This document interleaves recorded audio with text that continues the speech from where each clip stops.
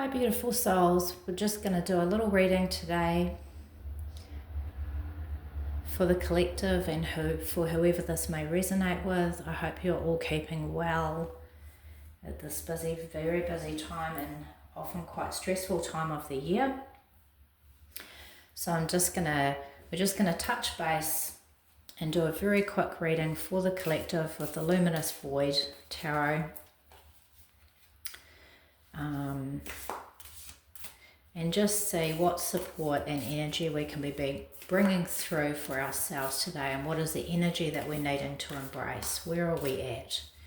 What is the energy that we're needing to embrace for our highest purpose, to support and uplift and uphold us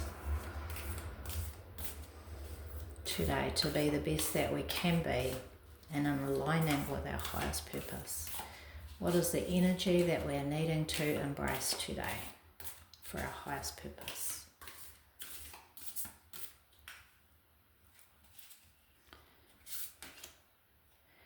Okay, so we have the Five of Cups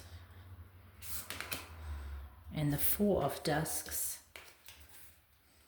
and the King of Wands as the underlining energy. Okay, so just move this around so we can see a little bit better. We have our clarifying cards as well, which we'll do soon, but we're just going to have a little look first. So the King of Wands is our clarifying card, and when we think of the King of Wands, he has the authority, he has the spiritual authority over his life. He is not a victim, and when things do go amiss, he weathers the storm.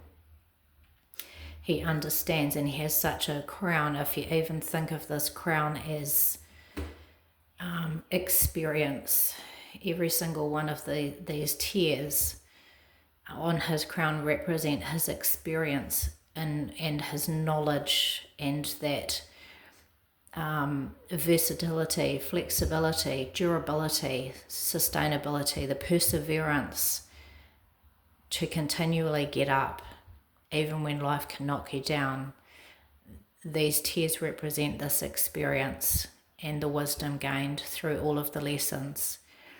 And he still shows up, and he's still passionate and engaged within his life, and he holds this wand with victory, with valor.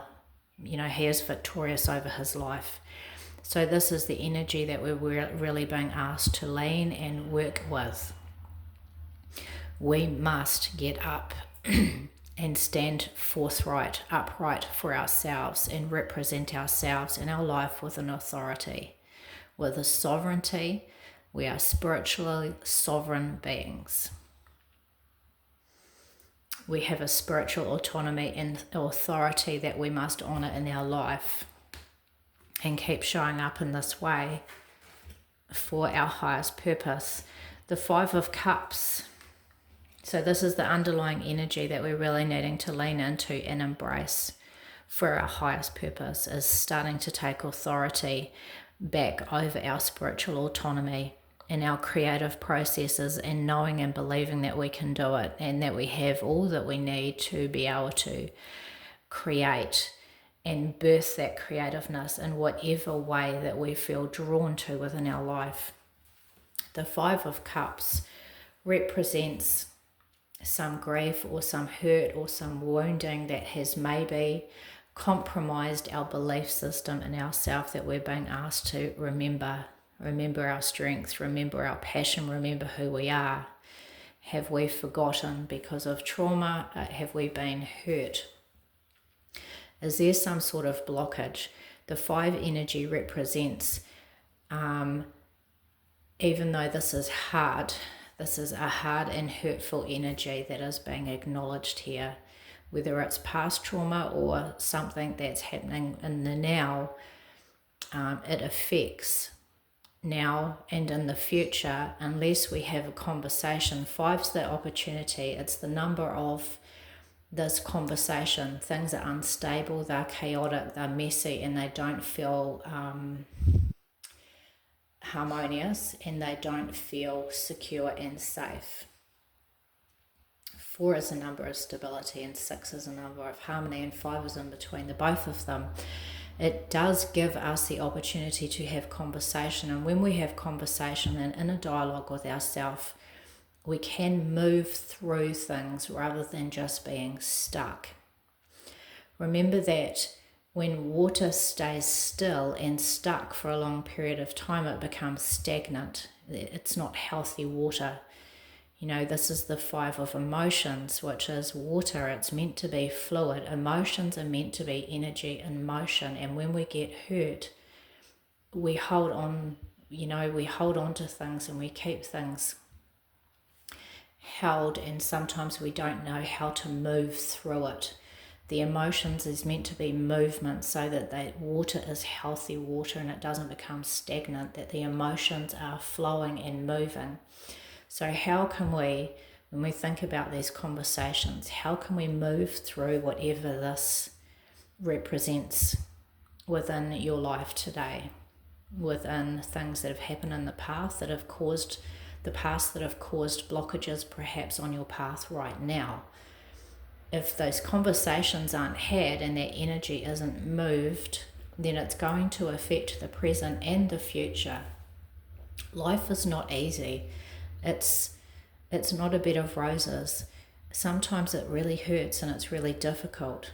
And so this card is acknowledging and validating you and your emotions right now, and encouraging you with love to be able to have conversations with yourself about how to step back into your power once again, and how do I nurture and care for myself and acknowledge whatever has happened here and hold space for it and love for it, and for myself, so that I can then start getting that energy back into motion again and become fluid once more, so that I remember my sovereignty and my autonomy and my ability to be the full expression of my spiritual self, my higher purpose, and being in alignment with the true essence of who I am.